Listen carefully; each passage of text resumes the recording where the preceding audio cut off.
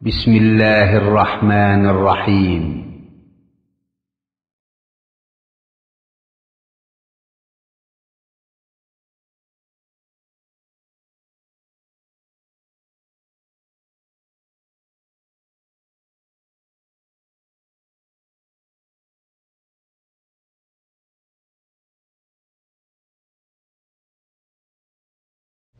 السلام عليكم ورحمة الله وبركاته.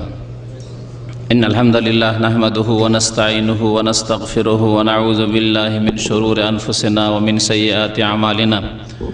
من يهده الله فلا مضل له ومن يضلله فلا هادي له.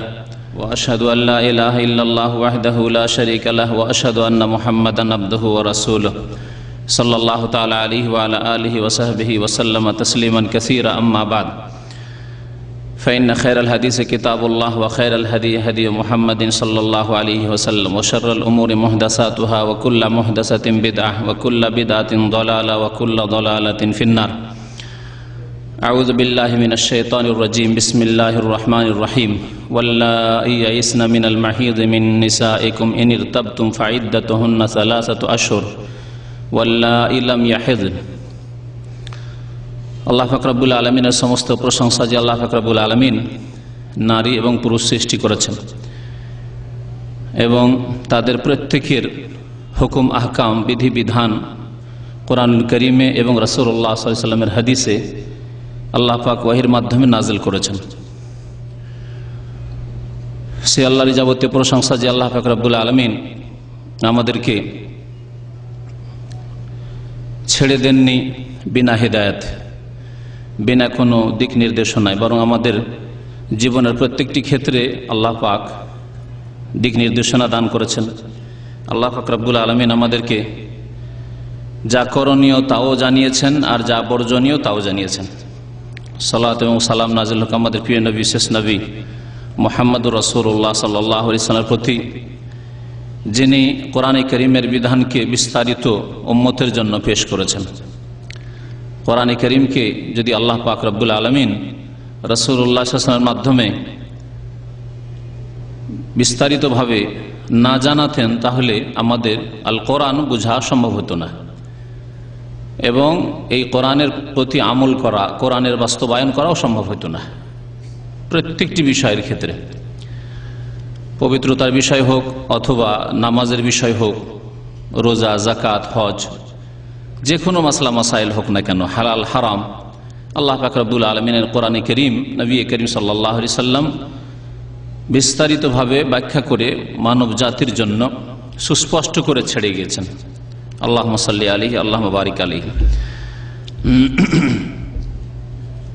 আমার এই সফরের আগে একটি বিষয় নিয়ে আলোচনা হয়েছিল, যে বিষয়টি অত্যন্ত গুরুত্বপূর্ণ বিশেষ করে নারী জাতির জন্য, আর তা হচ্ছে নারী জাতির সাথে সম্পর্কিত মাসলা মাসাইল। এই বিষয়টি সম্পর্কে একদিন আলোচনা করা হয়েছে আর বাকি বেশ কিছু আলোচনা বাকি আছে। তা আমাদের দ্বীনী ভাইদের ইচ্ছা যে বিষয়টিকে সম্পূর্ণ করা হোক, কারণ এই বিষয় সম্পর্কে যেমন নারীরা অনেকেই সঠিক জ্ঞান রাখেন না, তেমনি তাদের স্বামীরা, তাদের অভিভাবকরাও অনেকে এ সম্পর্কে সঠিক জ্ঞান রাখেন না, যা প্রত্যেকের জন্য জানা জরুরি। আর তা হচ্ছে হাইজ, মাসিক ঋতুর মাসলা মাসাইল, যে সম্পর্কে অধিকাংশ আলোচনা হয়ে গেছে। নারী জাতির যেসব অতিরিক্ত মাসলা মাসাইল যেগুলি পুরুষের সাথে সম্পর্কিত নয়, তার একটি বিষয় হচ্ছে মাসিক ঋতু, হাইজ। আল্লাহ পাক নারী জাতির সাথে খাস করেছেন। আর একটি বিষয় হচ্ছে ইস্তিহাজা। ইস্তেহাজা এক ধরনের ব্লিডিং, রক্ত, যা আল্লাহ পাক রব্বুল আলামিন নারী জাতির জন্য খাস করেছেন। আর আরেকটি বিষয় হচ্ছে নিফাস, যা আল্লাহ পাক নারীদের সাথে খাস করেছেন। এই 3 প্রকারের রক্ত যা নারীদের সাথে খাস, এবং প্রত্যেকটি বিষয়ের পৃথক পৃথক মাসলা মাসাইল রয়েছে যেগুলি আমাদের প্রত্যেকের জানা আবশ্যক। হাইজ সম্পর্কে, মাসিক ঋতু সম্পর্কে যে আলোচনাগুলি হয়ে গেছে সেগুলি বাদ দিয়ে বাকি অল্প 2-1টি বিষয় বাকি আছে, সেগুলি আপনাদের সামনে পেশ করব। আল্লাহ পাক রব্বুল আলামিন এই হাইজের কথা, মাসিক ঋতুর কথা কোরআনে কারীমের দুইটি আয়াতে উল্লেখ করেছেন। একটি আয়াত গত আলোচনায় পেশ করা হয়েছে সূরা বাকারার আয়াত নম্বর 222,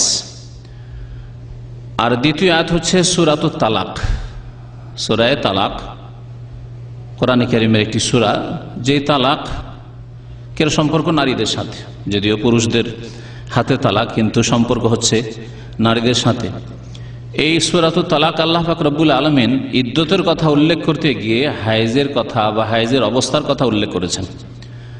মহান আল্লাহ ইরশাদ করেছেন এই সূরা তালাকের আয়াত নম্বর 4, ওয়াল্লাই ইয়াইসনা মিনাল মাহিদ মিন নিসাইকুম, ওই সব নারীরা যারা তোমাদের বিবিদের মধ্য থেকে বা তোমাদের সমাজের নারীদের মধ্য থেকে হায়েজ থেকে, মাসিক ঋতু থেকে নিরাশ হয়ে গেছে।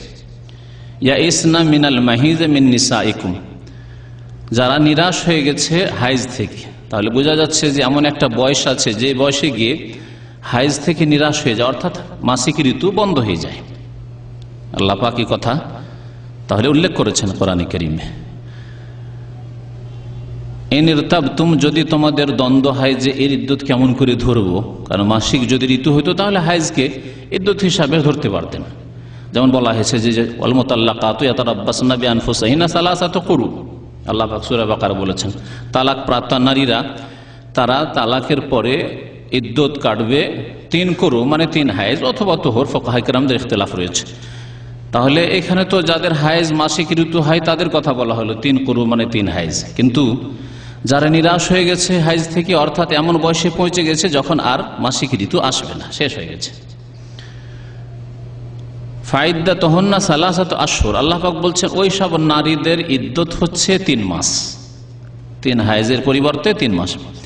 ওয়াল্লাই লাম ইয়াহিদনা, আর ওই সব নারীদেরও, ওই সব মেয়েদেরও যাদের এখনো মাসিক ঋতু আসেনি, ইয়াহিদনা, হাদা ইয়াহিদ থেকে আল্লাহ পাক বলছেন ইয়াহিদনা, যেসব নারীদের, যেসব মেয়েদের এখনো হায়েজ আসেনি। তাহলে আল্লাহ পাক নারীদের প্রকরণ এখানে উল্লেখ করেছেন। কিছু মেয়েরা রয়েছে যাদের এখন মাসিক ঋতু আসেনি, নাবালিকা, এখনো সাবালিকা হওয়ার লক্ষণ আসেনি। ফুকাহায়ে কেরামগণ বলেছেন যে সর্বনিম্ন বয়স হচ্ছে হায়েজের 9 বছর, কারণ নবী করিম সাল্লাল্লাহু আলাইহি সাল্লামের বিবি মা আয়েশা রাদিয়াল্লাহু তাআলা আনহার হায়েজ এসেছিল 9 বছর বয়সে। তাহলে সর্বনিম্ন বয়স 9 বছর। তার নিচে যেসব মেয়েরা রয়েছে, যদি বিবাহ শাদী আগের জামানায় বিয়ে হইতো, 5 বছর 6 বছর 7 বছরের মেয়ের বিয়ে দিয়ে দিয়েছে, মাসিক ঋতু এখন আসেনি, বিয়ে টিকলো না, তালাকের সম্মুখীন হইল, সেই ক্ষেত্রে ইদ্যত আল্লাহ পাক বলছেন সালাসাতা আশহুর, 3 মাস। আর আল্লাহ পাক আরেক শ্রেণীর মহিলাদের কথা বলেছেন যারা ইয়াইসনা মিনাল মাহিজ, মাসিক ঋতু থেকে নিরাশ হয়ে গেছে, অর্থাৎ মাসিক ঋতু বন্ধ হয়ে গেছে, এর বয়স হচ্ছে 50 বছর। মোটামুটি 50 বছর বয়স হলে মাসিক ঋতু বন্ধ হয়ে যায়। তাহলে 9 বছর থেকে শুরু করে 50 পর্যন্ত, কোন কোন মহিলার ব্যতিক্রম 45-এ হয়তো হায়েজ বন্ধ হয়ে যেতে পারে, কিন্তু সাধারণত যে বয়সের কথা ফুকাহায়ে কেরামগণ, উলামায়ে কেরামগণ উল্লেখ করেছেন তা হচ্ছে 50 বছর। 50 বছর বয়স হলে মাসিক ঋতু বন্ধ হয়ে যায়, এই জন্য ছেলে মেয়ে হওয়া বন্ধ হয়ে যায়। তো আল্লাহ পাক রব্বুল আলামিন এই আয়াতে উল্লেখ করেছেন নারীদের হায়েজের কথা। এই মাসিক ঋতু সম্পর্কে 2-1টি মাসলা বাকি আছে, সেগুলি উল্লেখ করব। তার মধ্যে একটি মাসলা হচ্ছে যে মাসিক ঋতুর একটি নির্দিষ্ট পিরিয়ড রয়েছে, যেটাকে অভ্যাস বলা হয় বা আদাত বলা হয়। প্রথম যুগে যে কদিন হয়েছে সেটি হচ্ছে তার অভ্যাস, আদাত।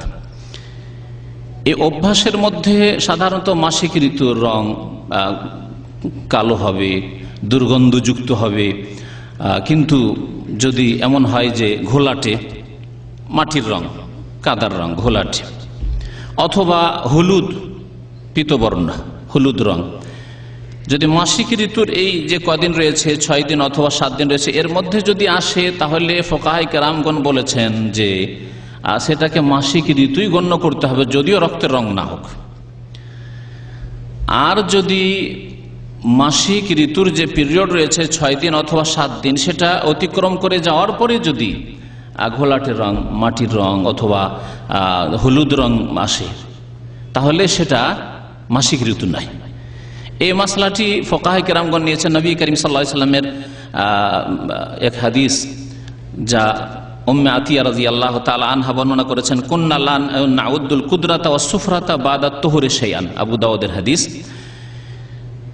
এবং বুখারীতে হাদিসটি রয়েছে, তাতে রয়েছে বাদাত তোহরে বলে শাইআন উল্লেখ করা হয়নি।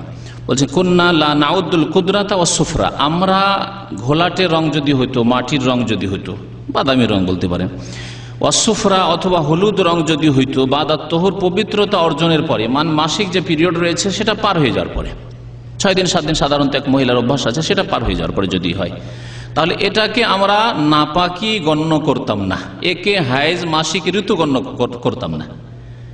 তাহলে মাসিক পিরিয়ডটা পার হয়ে যাওয়ার পরে যদি এইরকম রং হয় তাহলে সেটি মাসিক ঋতু নয়, গোসল করে নেবে, তারপর নামাজ পড়বে। এই হাদিসের বিপরীত ব্যাখ্যা হচ্ছে যে যদি পিরিয়ডের মধ্যে হয় 6 দিন 7 দিনের মধ্যে যদি এইরকম রং হয়, হলুদ রং হয়, 2 দিন 3 দিন মাসিক হওয়ার পরে, অথচ তার অভ্যাস আছে 6 দিন 7 দিনের, 7 দিনের অভ্যাস আছে প্রথম জীবনের, 2 দিন 3 দিন হলো, তারপরে হলুদ বর্ণ হয়ে গেল, 2 দিন 3 দিন হওয়ার পরে দেখা যাচ্ছে ঘোলাটে, রক্তের মতো রং নাই, বরং ঘোলাটে বাদামি রং, তাহলে এটাকে হাইজি গণ্য করা হবে। এই হাদিসের বিপরীত অর্থ। আর একটি বিষয় যা জানা জরুরি মাসিক ঋতু সম্পর্কে, যে মাসিক ঋতু বন্ধ হইল কিনা মহিলারা জানবে কি করে, এই ক্ষেত্রে অনেকে দ্বিধাদ্বন্দ্বে থাকে। আল্লামা সালেহ ফৌজান হাফিজাহুল্লাহ তাআলা বলছেন যে 2টি লক্ষণ দেখে, 2টি আলামত, 2টি লক্ষণ দেখে বুঝতে পারবে, 2টির একটি হতে পারে অথবা 2টি হতে পারে, তাতে বুঝতে পারবে যে এখন মাসিক ঋতু শেষ হয়ে গেছে। বলছে তুরাফু যালিকা বিনকিতাইদ দাম, রক্ত বন্ধ হয়েছে। রক্ত বন্ধ হওয়া কেমন করে বুঝতে পারবে? বলছে 2টি লক্ষণের একটি লক্ষণ দেখতে হবে। একটি হচ্ছে নজুলুল কাসসাতিল বাইদা, সাদা স্রাব। সাদা স্রাব যদি দেখা যায়, অর্থাৎ রক্ত আসছিল তারপর রক্ত বন্ধ হয়ে গেল, এখন সাদা স্রাব। বলছেন যে এই এর রং হবে মাউন আবিয়াজ ইয়াতবাউল হাইজ, মাসিক ঋতুর পরে সাদা যদি স্রাব হয়, সেটা সাধারণত দেখতে হবে চুন এবং পানি, চুন এবং পানি মিশালে, বা চুনের পানি, যারা পান খাওয়া অভ্যস্ত তারা ভালো করে বুঝেন, আর আমাদের সমাজে তো পান খাওয়া তো ব্যাপক হারে ছড়িয়ে রয়েছে। তো এই চুনের পানির রং যেমন হয় সেই রকম রঙের যদি স্রাব আসে, তাহলে জানতে হবে যে মাসিক শেষ হয়ে গেছে। এটি একটি লক্ষণ, তার মানে স্রাব বন্ধ হয়নি কিন্তু রক্ত বন্ধ হয়ে গেছে, সাদা স্রাব দেখা যাচ্ছে, তাহলে মাসিকের সময় শেষ হয়ে গেছে। প্রথম জীবনে হইতে পারে, আর অভ্যাস নাই, তাহলে এইরকম লক্ষণ দেখলে সে মাসিক থেকে পাক হয়ে গেছে। দ্বিতীয় লক্ষণ হচ্ছে যে সাদা স্রাব আসছে না, শুকিয়ে গেছে, রক্ত আসছিল, ব্লিডিং হচ্ছিল, তারপরে শুকিয়ে গেছে। যখন শুকিয়ে গেছে অর্থাৎ বন্ধ হয়ে গেছে, তাহলে মাসিক শেষ হয়ে গেছে। কেমন করে বুঝবেন মহিলারা যে মাসিক ঋতু বন্ধ হইল কি হইল না? এই ক্ষেত্রে ফুকাহে কেরামরা বলেছেন যে একটু তুলো নিয়ে পরীক্ষা করে দেখবে, লজ্জা স্থানে একটু তুলো দিয়ে পরীক্ষা করে দেখতে পারে যে তাতে লাল হচ্ছে না হচ্ছে না। যদি লাল হয়ে যায় তাহলে এখনো মাসিক ঋতু আছে। অল্প অল্প আসলে অনেক সময় হয়তো বাইরে আসে না, কিন্তু ভিতরে রক্ত হয়তো আছে। সেটা বোঝার জন্য সূক্ষ্মভাবে এই তারিকার কথা ফুকাহে কেরামগণ উল্লেখ করেছেন। হাইজ যখন বন্ধ হয়ে যাবে, 2টি লক্ষণে কোনো একটি লক্ষণ দেখে যখন হাইজ বন্ধ হয়ে যাবে, তখন কি করতে হবে? আল্লাহ পাক রব্বুল কোরআনে কারীমে উল্লেখ করেছেন, ওয়ালা তাকরাবুহুন্না হাত্তা ইয়াতহুরনা, তোমরা নারীদের নিকটবর্তী হবে না যতক্ষণ পর্যন্ত তারা পাক পবিত্র না হবে, মানে মাসিক ঋতু বন্ধ না হয়ে যাবে। ফায়দা তাতাহারনা ফাতুহুন্না মিন হাইসু আমারাকুমুল্লাহ, তারপরে যখন তারা তাহারাত অর্জন করে নেবে, অর্থাৎ গোসল করে নেবে। তাহলে মাসিক ঋতু যখন বন্ধ হবে তখন গোসল করে নিতে হবে। এই হচ্ছে কোরআনে কারীমের তাফসীর ফায়দা তাতাহারনার। নবী করিম সাল্লাল্লাহু আলাইহি সাল্লাম এর স্পষ্ট তাফসীর করেছেন। কারণ কেউ হয়তো তাতাহারনা মানে ধরে নিতে পারে যে না গোসল নয়, তাহারাত মানে মাসিক বন্ধ হয়ে যাওয়া, না, এর তাফসীর হচ্ছে, এর ব্যাখ্যা হচ্ছে গোসল করে নেওয়া। এই জন্য নবী করিম সাল্লাল্লাহু আলাইহি সাল্লাম কোন এক সাহাবিয়া মহিলা যার মাসিক ঋতু সম্পর্কে মাসলা বলতে গিয়ে নবী করিম সাল্লাল্লাহু আলাইহি ওয়াসাল্লাম বলেছিলেন, সহিহ বুখারীর হাদিস, ফাইজা আকবালাত হাইজাতুকে ফাদাইস সালাহ, যখন তোমার মাসিক ঋতু আসবে তখন নামাজ ছেড়ে দেবে। তাহলে নামাজ ছেড়ে দিতে হবে। মাসিক ঋতু অবস্থায় নামাজ পড়া হারাম, এবং নামাজ এই অবস্থায় মাফ। নামাজ যদি কেউ পড়ে তো কাবিরা গুনাহগার হবে। ওয়াইজা আদবারাত, যখন মাসিক ঋতু বন্ধ হয়ে যাবে, ফাক্তাসিলি, তখন গোসল করে নেবে, ওয়াসাল্লি, এবং সালাত আদায় করবে। গোসল কেমন করে করতে হবে এ সম্পর্কে জানা আবশ্যক, কারণ এই ক্ষেত্রে অনেকে বাড়াবাড়ি করে, অনেকে আবার ঘাটতি করে। মানুষ 3 ভাগে বিভক্ত। কিছু লোক আছে শরীয়তের মাসলা মাসাইলের ক্ষেত্রে ঘাটতি করে, ত্রুটি করে, আর কিছু লোক আছে মধ্যপন্থা অবলম্বন করে, আর কিছু লোক আছে বাড়াবাড়ি করে, যা আল্লাহ করতে বলেন তা করে। এর নিয়ম হচ্ছে যে নিয়ত করবে অন্তর থেকে, পবিত্রতার ক্ষেত্রে হোক আর নামাজের ক্ষেত্রে হোক, রোজা হোক, হজ হোক, জাকাত হোক, যে কোনো ইবাদত বন্দেগী হোক। আর তাহারাত পবিত্রতা অর্জন করা হচ্ছে ইবাদত। মুখে উচ্চারণ করা নিয়ত শরীয়ত সম্মত নয়, শরীয়তের খেলাফ কাজ এবং বিদাতি কাজ।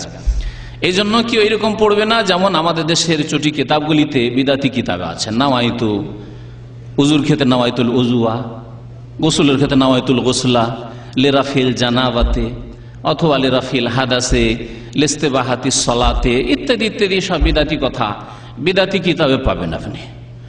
নিয়ত মানে অন্তরের সংকল্প। দুনিয়ার ক্ষেত্রে এরকম নিয়ত, দিনের ক্ষেত্রে এরকম নিয়ত। নবী করিম সাল্লাল্লাহু আলাইহি ওয়াসাল্লাম, সাহাবায়ে কেরাম, তাবেঈন, তাবা তাবেঈন, আইম্মায়ে কেরাম, ইমাম আবু হানিফা রাহমাতুল্লাহ আলাইহি থেকে শুরু করে সমস্ত আইম্মায়ে কেরাম, চার ইমাম ছাড়া সমস্ত আইম্মায়ে কেরাম, হাদিসের ইমাম হোক আর ফিকহের ইমাম হোক, সমস্ত আইম্মায়ে কেরাম একমত এই ক্ষেত্রে যে নিয়ত হচ্ছে অন্তর সংকল্পের নাম। এই নতুন বিদআত যা শুরু হয়েছে বেশ কিছুদিন ধরে, আর সেটা শুরু হয়েছে উপমহাদেশে, বিশেষ করে উর্দু ভাষীদের মধ্যে, বাংলা ভাষীদের মধ্যে এই বিদআতি নিয়ত রয়েছে। নিয়ত করবে অন্তরে পবিত্রতা অর্জন করার, নাপাকি দূরীকরণের, অথবা এই পবিত্রতা অর্জন করে নামাজ আদায়ের উদ্দেশ্যে এবং নামাজের মতো যেসব ইবাদত বন্দেগীর জন্য পবিত্রতা লাগে সেই উদ্দেশ্যে। বিসমিল্লাহ বলে গোসল শুরু করবে আর গোটা শরীরে পানি বহাবে, পানি ঢালবে শরীরে, ডান দিক থেকে পানি ঢালা সুন্নাত। কারণ নবী করিম সাল্লাল্লাহু আলাইহি সাল্লাম ভালো কাজের ক্ষেত্রে, তাহারাত অর্জনের ক্ষেত্রে, পবিত্রতা হাসিল করার ক্ষেত্রে ডান দিক থেকে কাজ আরম্ভ করাকে ভালোবাসতেন। যেমন হাদিস রয়েছে, কানা ইউহিব্বুত তায়াম্মুনা ফি তুহুরিহি ওয়া তারাজ্জুলিহি ওয়া তানাউলিহি ওয়া ফি শানিহি কুল্লিহি। নবী করিম সাল্লাল্লাহু আলাইহি সাল্লাম ডান দিক থেকে আরম্ভ করাকে ভালোবাসতেন পবিত্রতা অর্জনের ক্ষেত্রে, ওযু হোক, গোসল হোক, আর জুতো স্যান্ডেল পরার ক্ষেত্রে, চিরুনি করার ক্ষেত্রে, অফিস শানিহি করলেই প্রত্যেক ভালো কাজের ক্ষেত্রে। এ হচ্ছে নবী করিম সাল্লাল্লাহু আলাইহি সাল্লাম সম্পর্কে সাহাবায়ে কেরামদের কথা। গোটা শরীরে পানি ঢালবে এবং চুল যে রয়েছে মাথার, এই চুলের যে জড়গুলি রয়েছে সেই চুলের মূল জড়ে পানি পৌঁছাবে। গোটা মাথার চুলকে ভিজাতে হবে। মহিলাদের বড় বড় চুল রয়েছে, এই গোটা চুল, সব চুলকে ভিজাতে হবে, এটি শরীয়ত নাই। যদি কেউ এইরকম করে তাহলে এটা বাড়াবাড়ি। বলছিলাম এই জন্য যে এই ক্ষেত্রে অনেকের বাড়াবাড়ি রয়েছে, বিশেষ করে যদি খোপা বাঁধা থাকে, মাথার চুল বাঁধা রয়েছে, সেই চুল খোলা বড় কষ্টকর, তারপরে খুলে যে পানি গোটা মাথার চুলে পৌঁছাবে, তাতে শুকাতে কষ্ট হতে পারে, চুল শুকাতে যখন কষ্ট হবে তখন অসুস্থ হতে পারে। এই জন্য দ্বীনে ইসলামে এই ক্ষেত্রে সহজ করা হয়েছে। নবী করিম সাল্লাল্লাহু আলাইহি ওয়াসাল্লামের হাদিস বুখারীতে রয়েছে, আদ-দীন ইউসরুন, দিন সহজ, দিন সহজ। সুতরাং যতটুকু দিন সহজ করা হয়েছে সেই সহজ নেবেন, সহজ আবার খেয়াল খুশি করে নেবেন না, কারণ অনেকে আবার নিজের খেয়াল খুশি সহজ করে না, তা চলবে না। দিনে যতটা সহজ করা হয়েছে, সরল করা হয়েছে, ততটা নিতে হবে।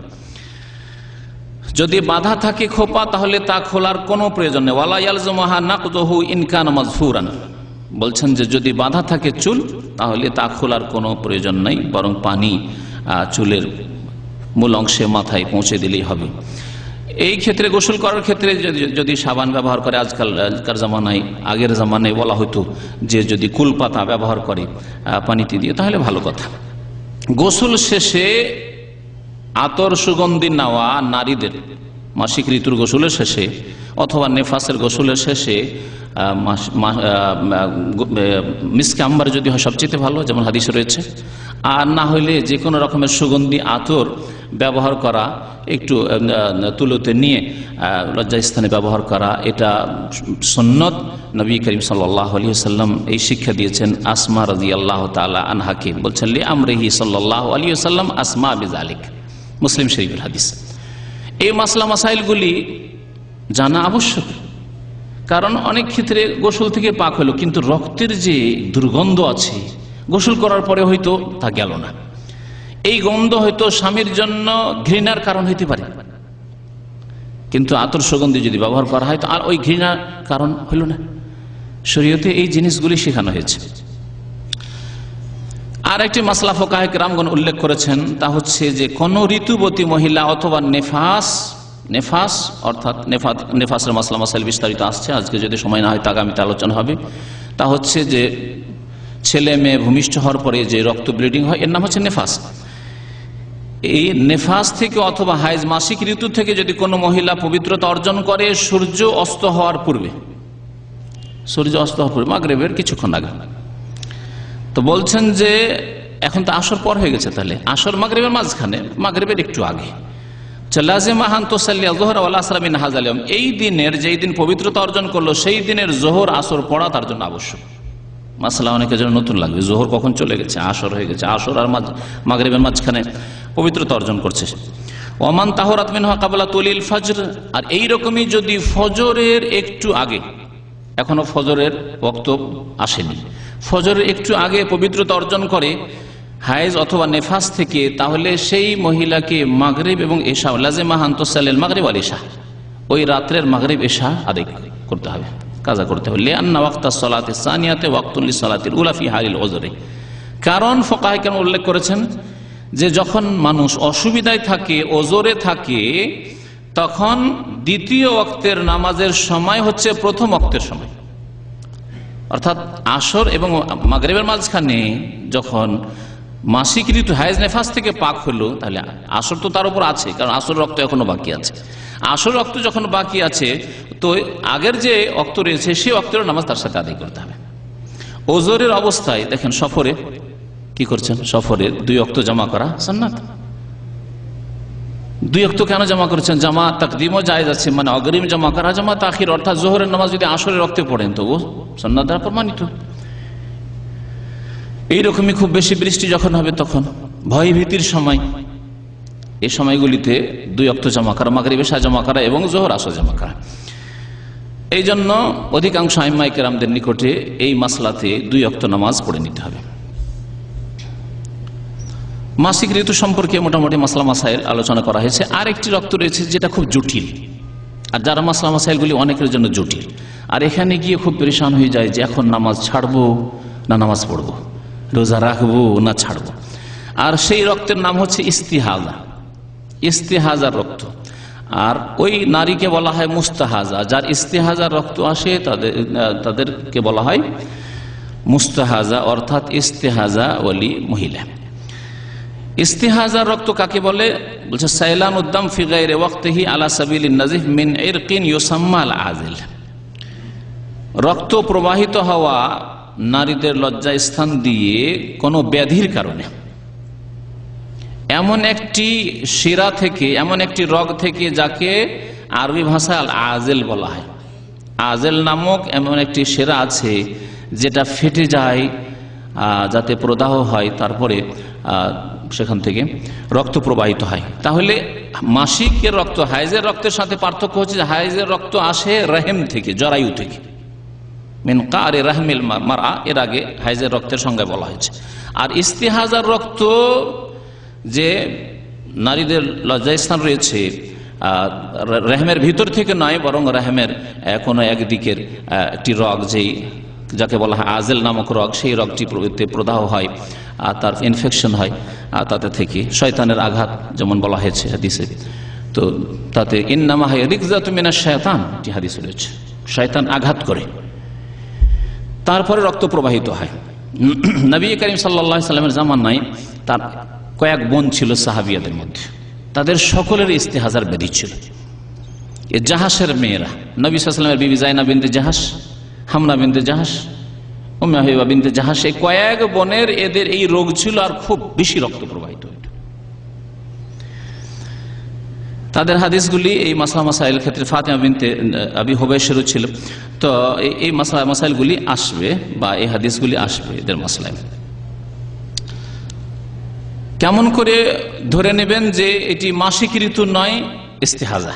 এই ক্ষেত্রে লেখক বলছেন ফাইদা কান আদাম ইয়ানজিলু মিনহা বিইস্তিমরার, যদি দেখা যায় যে গোটা মাস ধরে বিনা কোনো বিরতিতে রক্ত প্রবাহিত হতেই আছে, ব্লিডিং হতে আছে, অথবা মাসের অধিকাংশ সময় নিয়ে নিচ্ছে, 1 মাসের মধ্যে 20 দিন 25 দিন দেখা গেল যে রক্ত আসতেই আছে, তাজা রক্ত, তাহলে হায়েজ নিশ্চয় নয়। মাসের অধিকাংশ সময় হায়েজ হবে এটা হতে পারে না, তো নিশ্চয়ই রোগের কারণে, ব্যাধির কারণে এই রক্ত আসছে, যার নাম হচ্ছে ইস্তিহাজা। এখন কোনটাকে হাইজ ধরবো? যখন গোটা মাস ধরে রক্ত আসছে, কোন সময়টাকে হাইজ ধরবো আর কোন সময়কে ধরবো যে ইস্তিহাজা? হাইজ যখন ধরে নেবো তার নামাজ পড়া জায়েজ নয়, রোজা রাখা জায়েজ নয়, কোরআন কারীম স্পর্শ করা জায়েজ নয়, ইত্যাদি ইত্যাদি সমস্যা মাসাইল বলা হয়েছে। আর যদি ইস্তেহাজা হয় তার নামাজও পড়তে হবে, রোজাও রাখতে হবে, স্বামী স্ত্রী সহবাসও করা যাবে রুচি হলে। লেখক বলছেন এই জন্য ইস্তিহাজার 3টি অবস্থা রয়েছে। এই 3টি অবস্থা মুখস্থ যদি করে নেন, ইস্তিহাজার অর্থাৎ রোগের কারণে মহিলাদের যে রক্ত প্রবাহিত হয়, ব্লিডিং হয়, তার 3টি অবস্থা রয়েছে। একটি অবস্থা হচ্ছে যে এমন মহিলার রক্ত প্রবাহিত হচ্ছে গোটা মাস ধরে বা মাসের অধিকাংশ দিন, যেই মহিলার আগে থেকে মাসিক ঋতুর অভ্যাস রয়েছে, আদত রয়েছে, অভ্যাস রয়েছে। অর্থাৎ যখন প্রথম হাইজ শুরু হয় তখন 6 দিন বা 7 দিন বা 8 দিন তার মাসিক ঋতু আরম্ভ হয়েছে, আর প্রায় নিয়মিত এরকমই 7 দিন 8 দিন আসতো তার। 2-4 বছর পরে, বেশ কিছুদিন পরে ইস্তিহাজার রোগে আক্রান্ত হয়েছে। বলছেন যে তার যদি অভ্যাস থাকে তাহলে যে অভ্যাস ছিল সে অভ্যাসের ওপর আমল করবে। ফাতারিফ আদাদাহ ওয়াক্তাহা ফাহাযিহি তাজলিসু কদরা আদাতিহা। 6 দিন অথবা 7 দিন, যে কদিন তার মাসিক ঋতু অভ্যাস ছিল, এই কদিন মাসিক ঋতু ধরে নেবে। আর তারপরে বাকি অংশটুকু 25 দিন ধরে তার রক্ত আসছে, বাকি দিনগুলি ধরেন 5 দিন বা 6 দিন হলে তাহলে আরো থাকে 19 দিন বা 20 দিন, এই কদিন তার ইস্তিহাজা। যখন তার অভ্যাসের দিনগুলি অতিক্রম করে যাবে, ফাইজান তাহাত আদাত ইগতাসালাত, গোসল করে নেবে, ওয়াসাল্লাত, এবং নামাজ পড়বে, ওয়া তাবারাত আদামাল বাকি দামা ইস্তিহাজা। অবশিষ্ট দিনগুলিতে যে গোটা মাসের রক্ত আসতে থাকলো সেটি হচ্ছে ইস্তিহাজার রক্ত, কোনো দ্বিধাদ্বন্দ্ব নেই। কারণ তার অভ্যাস আছে প্রথম জীবনের 5 দিন অথবা 6 দিন অথবা 7 দিন 8 দিন, যেমন অভ্যাস ছিল তেমন আমল করবে। ওই দিনগুলি ছেড়ে দিয়ে বাকি দিনগুলিকে ইস্তিহাজা ধরে নেবে। দলিল বলছেন লিকাউলিহি সাল্লাল্লাহু আলাইহি ওয়াসাল্লাম উম্মে হাবিবা বিনতে জাহাশ, নবী সাল্লাল্লাহু আলাইহি ওয়াসাল্লাম বিবি যায়েনব বিনতে জাহাশের বোন উম্মে হাবিবাকে বলেছিলেন রাসূলুল্লাহ সাল্লাল্লাহু আলাইহি ওয়াসাল্লাম, কুসি কদরা মা কানাত তাহবিসুকি হাইজাতুকি, তুমি থেমে থাকো নামাজ থেকে, ইবাদত বন্দেগী থেকে, রোজা থেকে, যতদিন তোমার হাইজ তোমাকে থামিয়ে রাখে, যতদিন তোমার হাইজের অভ্যাস ছিল। সুম্মাক্তাসিলি, তারপরে তুমি গোসল করে নাও। যতদিন তোমার হাইজ তোমাকে থামিয়ে রাখতো, মা কানাত তাহবিসুকি, মাজি ইস্তিমরার, এর আগে যতদিন তোমাকে তোমার হাইজে থামিয়ে রাখতো ততদিন তুমি থেমে থাকো। সুম্মাক্তাসিলি, তারপরে গোসল করে নাও, ওয়াসাল্লি, নামাজ আদায় করতে থাকো। ওয়ালি কাউলিহি সাল্লাল্লাহু আলাইহি সাল্লাম, আরেকটি নবী সাল্লাল্লাহু আলাইহি হাদিস, ফাতিমা বিনতে আবি হুবাইশ, আবু হুবাইশের মেয়ে ফাতিমা, তারও ইস্তেহাজা হইতো। কি বলেছেন নবী সাল্লাল্লাহু আলাইহি ওয়াসাল্লাম, ইন্নামা যালিকা ইরকুন, এটি হচ্ছে একটি রোগের ব্যাধি, একটি শিরায় আঘাত হয়েছে, সেখান থেকে রক্ত প্রবাহিত হচ্ছে, এটি হাইজ নয়। ওয়ালাইসা বিহাইজিন, এটি হাইজ নয়, মাসিক ঋতু নয়। ফাইজা আকবালাত হাইজাতুকে, তোমার হাইজ যখন মাসিক ঋতু আসবে, ফাদাইস সালাত, তখন নামাজ ছেড়ে দেবে। আর যখন ওয়াইজ আদবারাত, যখন শেষ হয়ে যাবে, তখন তুমি নামাজ পড়ো, অর্থাৎ তোমার যে নির্দিষ্ট সময় রয়েছে সেটা শেষ হয়ে গেলে তখন নামাজ পড়ো, তাহারাত অর্জন করে। দ্বিতীয় অবস্থা হচ্ছে যে এমন মহিলা যার আগে থেকে অভ্যাস নেই, জীবনের প্রথম মাসিক ঋতু শুরু হয়েছে 12 বছর 14 বছর বয়সে, যে বয়সে হোক না কেন, কিন্তু সে মুমাইয়াজা, অর্থাৎ সে পার্থক্য করতে পারছে। তামিজ করা মানে পার্থক্য করা, মাসিক ঋতুর রং বা দুর্গন্ধ উপলব্ধি করে পার্থক্য করতে পারছে, এটা হচ্ছে মাসিক ঋতু এই কদিন, আর তাজা রক্ত আসছে, এ তো ওইরকম পচা সরা গন্ধ নেই, সুতরাং এটি ইস্তেহাজা, পার্থক্য করতে পারে। তাহলে দ্বিতীয় অবস্থা হচ্ছে যেই নারী তামিজ করতে পারে, পার্থক্য করতে পারে মাসিক ঋতুর মাঝখানে, হাইজের মাঝে এবং ইস্তেহাজার মাঝে। কেমন করে পার্থক্য করতে পারে? যদি ইঙ্গিত করলাম, লেখা বলছে বেআইয়াকুনা আসওয়াদান, কালো রং মাসিক ঋতুর, ইন্না দামাল হাইজে দামুন আসওয়াদ, নবী সাল্লাল্লাহু আলাইহি ওয়াসাল্লাম হাদিস আছে যে হাইজের রক্ত সাধারণত কালো হয়, সকলের নয়, প্রথম দিকে হয়, অথবা অনেকের হয়, অনেকের আবার তাজা রক্ত হইতে পারে, আও সাখিনান, অথবা গাঢ় হয়, গাঢ় হয়, আও লাহু রায়হা, 3টি লক্ষণ বললেন তাহলে লেখক, অথবা দুর্গন্ধ ছড়ায়, ও বাকিয়াতুহু লা তাহমিলু সিফাতাল হাইজ, আর বাকি অংশ রক্তের এতে না কালো রং না গাঢ় হয়ে আছে, চাপা হয়ে আছে, আর না তাতে দুর্গন্ধ আছে। বিয়াই এখন আহমার, লাল রং, তার দুর্গন্ধ নেই এবং তাজা রক্ত, তাহলে বলছে এই অবস্থায় যতদিন বুঝতে পারছে যে এটি হাইজের রক্ত, হাইজ ধরে নেবে, আর বাকি অংশকে সে ইস্তিহাজা ধরে নেবে। তারপরে তার যে এই পার্থক্য করতে পারছে এর ওপর আমল করবে। নবী করিম সাল্লাল্লাহু আলাইহি সাল্লাম ফাতিমা বিনতে আবি হুবাইশকে বলেছে, ইযা কানা আল হাইযু ফাইন্নাহু আসওয়াদ ইউরিফু বা ইউরফ, দুই রকমই পড়া হয়েছে। বলছেন হাইজের রক্ত যদি হয় তো তা কালো হবে, এবং ইউরেফও যদি পড়েন দুর্গন্ধ ছড়াবে। দুইটি লক্ষণ তাই নবী সাল্লাল্লাহু আলাইহি ওয়াসাল্লাম বলেছেন, যারা ইউরেফও পড়েছেন অর্থাৎ তাতে দুর্গন্ধ ছড়াবে, আর ইউরাফও অর্থাৎ কালো রং হবে আর চেনা যাবে, উপলব্ধি করা যাবে যে এই রক্ত হচ্ছে হাইজের রক্ত। ফামসিকি আনিস সালাত, তখন নামাজ থেকে বিরত থাকবে। ফাইদা কানাল আখার, আর অন্য রকম রক্ত যখন হবে, তাজা রক্ত হবে, দুর্গন্ধ নেই, ফাতাওয়াদ্দাই, তখন উযু করে নেবে, ওয়াসাল্লি, এবং নামাজ পড়বে।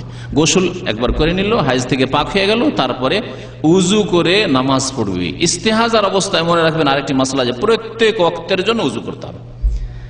যেসব নারীদের ইস্তেহাজা মানে অতিরিক্ত রক্ত আসা রোগের কারণে যে ব্যাধি রয়েছে, তারা প্রত্যেক ওয়াক্তে উযু করবে। এক উযু দিয়ে একাধিক নামাজ তাহলে পড়তে পারবে না, প্রত্যেক ওয়াক্তের জন্য উযু করবে। এই ক্ষেত্রে আরেকটি মুস্তাহাব হুকুম হচ্ছে যে যদি দুই ওয়াক্তকে একত্রিত করে একবার করে গোসল করতে পারে, তাহলে দিনে 3 বার গোসল করবে।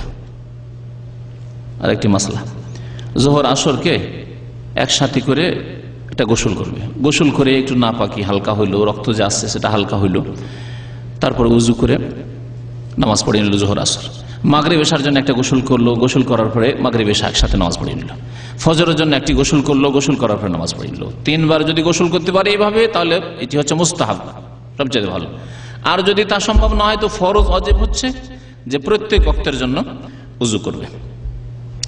তৃতীয় অবস্থা হচ্ছে যে এমন মহিলা যার আগে থেকে অভ্যাস নেই, লাম ইয়াকুন লাহা আদাতান তারিফুহা, প্রথম জীবনের প্রথম তার মাসিক হচ্ছে, ওয়ালা সিফাতুন তুমাইয়িজু বিহাল হাইজ মিন গায়রিহি, আর রক্তে পার্থক্য করতে পারে না। গোটা মাস ধরে রক্ত আসছে বা মাসের 25 দিন ধরে রক্ত আসছে, কিন্তু পার্থক্য করতে পারেন না, না তার তমিজ আছে, পার্থক্য আছে, আর না তার অভ্যাস আছে।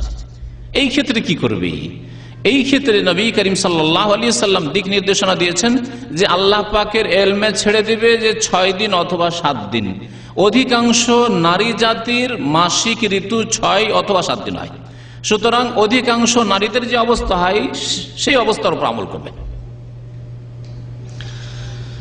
হামনা বিনতে জাহাশ, এ জাহাশের মেয়ে হামনা রাদিয়াল্লাহু তাআলা আনহা, তারও এইরকম ইস্তিহাজা হইতো। নবী সাল্লাল্লাহু আলাইহি ওয়াসাল্লাম তাকে বলে, ইন্নামা হিয়া রিকদাতুম মিনাশ শায়তান, এটি হচ্ছে শয়তানের আঘাত, শয়তান আঘাত করে নারীদের। ফাতাহিজি সিত্তাতা ইয়ামিন আও সাবআতা ইয়ামিন, সুতরাং হাইজ গণ্য করো, মাসিক ঋতু গণ্য করো 6 দিন অথবা 7 দিন। সুম্মাগতাসিলি, তারপর গোসল করে নাও, কারণ পার্থক্য করতে পারছে না, আর জীবনের প্রথম হাইজ হয়ে গোটা মাস ধরে রক্ত আসতে আছে। ফাইজাস্তানকাত, যখন পরিষ্কার পরিচ্ছন্ন হয়ে যাবে, ফাসাল্লি আরবাআতা ওয়া 20, তারপরে নামাজ পড়ো। 6 দিন বাদ দিলে কদিন থাকে মাসের? আর বলছেন ফাসাল্লি, নামাজ পড়ো, আরবাআতা ওয়া 20, 24 দিন, আও সালাসাতা ওয়া 20, 7 দিন যদি বাদ দেন 23 দিন, আও সালাসাতা ওয়া 20, 23 দিন নামাজ পড়ো। সুমি, রোজা রাখো, ওয়া সাল্লি, নামাজ পড়তে। ফাইন্না যালিকা ইউজজিউকি, এটা তোমার জন্য যথেষ্ট, আল্লাহ তোমাকে মাফ করে দেবে। ওয়াকাযালিকা ফাফআলি কামা তাহিজুন নিসা, এইরকমই করো যেমন অন্যান্য নারীদের হায়েজ এসে থাকে 6 দিন অথবা 7 দিন, তাদের মতো তুমি আমল করো। তাহলে সার কথা, ইস্তেহাজা সম্পর্কে আমরা জানতে পারলাম যে ইস্তেহাজার রক্তকে আমরা বা ইস্তেহাজার আকামকে 3 ভাগে ভাগ করতে পারি। হয় অভ্যাস আছে জীবনে, তাহলে অভ্যাসের আমল করবে, আর যদি অভ্যাস না থাকে, প্রথম এসে থাকে আর পার্থক্য করতে পারে রক্তের মাঝে, তাহলে যেভাবে পার্থক্য করতে পারছে সেইভাবে আমল করবে। যে কদিন হাইজের রক্তের মতো লাগছে হাইজের রক্ত, আর যে কদিন না হাইজের রক্ত না তাজা রক্ত এবং এই হাইজ নয়, তাহলে সেগুলিকে ইস্তেহাজা ধরবে। আর যদি এই দুটো না হয়, তাহলে অধিকাংশ মহিলাদের সাধারণত হাইজ আসে 6 দিন অথবা 7 দিন, 6 দিন 7 দিন ছেড়ে দেবে, আর বাকি দিনগুলি কে ইস্তেহাজা মনে করে ইস্তেহাজা অবস্থায় নামাজ আদায় করতে হবে, রোজা রাখতে হবে, এবং যেসব মাসলা মাসাইল হাইজের অবস্থায় হারাম ছিল যেসব কাজকর্ম, সেগুলি তার জন্য হালাল। লেখক বলছেন, মা ইয়ালজামুল মুস্তাহাদা ফি হালিল হুকমি বিতাহারাতিহা, ইস্তেহাজা ওয়ালি মহিলা যেসব মহিলাদের ইস্তেহাজার রক্ত আসে তাদেরকে ধরে নিলাম যে পবিত্র, তারা পবিত্র যখন, তাহলে তাদের জন্য কি করা উচিত হবে? প্রথম বলছেন যে ইয়াজিবু আলাইহা আন তাগতাসিলা ইনদা নিহায়াতি হাইজাতিহাল মুতাবারা। ইস্তেহাজে যেসব মহিলাদের আসছে, হায়েজ যখন শেষ হচ্ছে তখন গোসল করবে। রক্ত আসতে আছে কিন্তু পার্থক্য করতে পারছে, অথবা তার অভ্যাস আগে থেকে আজ অভ্যাসের আমল করে, অথবা 6 দিন 7 দিন ছেড়ে দিয়ে গোসল করবে। গোসল করে নিল মানে হায়েজ থেকে সে পাক হয়ে গেল। দ্বিতীয় বিষয় হচ্ছে তাগসিলু ফারজাহা লিইজালাতি মা আলাইহি মিনাল খারিজ ইনদা কুল্লি সালাতিন। প্রত্যেক নামাজের সময় উযু করার আগে লজ্জা স্থান ধৌত করবে, কারণ রক্ত তো আসতে আছে, সুতরাং লজ্জা স্থান ধৌত করবে। ওয়াতাজআলু ফিল মাখরাজি কুতনান ওয়া নাহওয়াহু ইয়ামনাউল খারিজ ওয়া তাশুদ্দু আলাইহি মা ইউমসিকু আনিস সুকুত। তারপরে লজ্জা স্থানে এমনভাবে তুলো অথবা যে কিছু দিয়ে বেঁধে রাখবে যাতে করে নামাজের অবস্থায় কাপড় খারাপ না হয়ে যায়, নামাজের অবস্থায় নামাজের স্থান খারাপ না হয়ে যায়, নাপাক না হয়ে যায়, সেজন্য বেঁধে রাখবে। আজকাল পাম্পার্সের ব্যবস্থা হয়েছে, বড়দেরও পাম্পার্স রয়েছে, সুতরাং সেগুলি কি ব্যবহার করা যেতে পারে, যেমন আজকালকার ওলামারা বলছেন। ইস্তেহাজা যেসব নারীদের আসে তাদের সম্পর্কে নবী করিম সাল্লাল্লাহু আলাইহি ওয়াসাল্লাম বলছেন তাদাউস সালাত আইয়ামা আকরাইহা। আবু দাউদ ইবনে মাজাহ তিরমিজির হাদিস, হাদিসটি হাসান। বলছেন নবী সাল্লাল্লাহু আলাইহি ওয়াসাল্লাম যে হায়েজের দিনগুলিতে ঋতুবতী মহিলা নামাজ ছেড়ে দিবে, তাদাউস সালাত, সুম্মা তাগতাসিলু, তারপরে গোসল করে নেবে, ওয়া তাতাওয়াদ্দা ইনদা কুল্লি সালাতিন, প্রত্যেক নামাজের সময় ওযু করবে।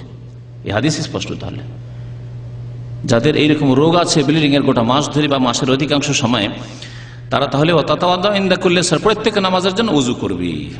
নবী করিম সাল্লাল্লাহু আলাইহি ওয়াসাল্লাম আরেকটা মাসলা বলেছেন, যেটা উল্লেখ করলাম, আন উতুলাকে আল কুরসুফ, তুমি তুলো ব্যবহার করবে, তুলো ব্যবহার করবে। তাহসিনা বিহিল মাকান, লজ্জা স্থানে তুলো রাখবে যাতে করে বাইরে রক্ত এসে তোমার কাপড় খারাপ না হয়ে যায় অথবা নামাজের স্থান খারাপ না হয়। সময় কিছুক্ষণ আছে, নেফাসের মাসলা মাসের সংক্ষেপে উল্লেখ করে দিই। নেফাস সম্পর্কে জানা আছে, আর একটু আগে বললাম যে হুয়াদ-দাম আল্লাযী ইয়ানজিলু মিনার রাহিমি লিল ওয়ালাদাতি ওয়া বাদাহা। নেফাস এমন এক রক্তকে বলা হয় নারীদের, যেই রক্ত জরায়ু থেকে বেরিয়ে আসে ছেলে মেয়ে ভূমিষ্ঠ হওয়ার সময় অথবা তারপরে। তাহলে ভূমিষ্ঠ হওয়ার সময় বেরিয়ে আসে আর তারপরে বেরিয়ে আসে, তার আগে যদি বের হয় তার মাসলা শুনুন। আচ্ছা, এই রক্ত কোথা থেকে হয়? বলছে যখন গর্ভধারণ করলো কোনো মহিলা, রাহেমে কিছু রক্ত, মাসিকের রক্ত থেকে যায়, আগে যে রক্তটা বদ্ধ হয়ে থেকে গেছে সেই রক্ত ছেলে মেয়ে ভূমিষ্ঠ হওয়ার পরে প্রবাহিত হতে শুরু হয়, এটা হচ্ছে সে নেফাসের রক্ত। ফায়দা ওয়ালাদাত খারাজা হাজার দাম শাইয়ান ফাশাইয়ান, যখন ছেলে মেয়ে ভূমিষ্ঠ হয়ে যায় তখন এই রক্ত ধীরে ধীরে রেহেম থেকে, জরায়ু থেকে বের হতে থাকে। ওমা তারাহু ক্বাবলাল ওয়ালাদাতি মিন খুরুজিদ দাম মা আমারাতিল ওয়ালাদ ফাহুয়া নিফাস, ছেলে মেয়ে ভূমিষ্ঠ হওয়ার কিছুক্ষণ আগে থেকে বা 2 দিন, 1 দিন, 3 দিন, ফুকাহা কেরামগণ বলেছেন যে 1 দিন, 2 দিন অথবা 3 দিনের কথা বলেছেন। আগে থেকে যদি রক্ত প্রবাহিত হয় তাহলে এগুলিকে ধরে নিতে হবে যে এটাও নেফাসের রক্ত। ওয়া কাইয়াদাল ফুকাহা বিয়াউমাইনি আও সালাসাতা আইয়ামিন ক্বাবলাল ওয়ালাদা, ছেলে মেয়ে ভূমিষ্ঠ হওয়ার পূর্বে 1 দিন অথবা 2 দিন, 3 দিন আগে থেকে যদি রক্ত আসে এগুলিকে নেফাসের রক্ত ধরে নিতে হবে। অনেক সময় এরকম হয়।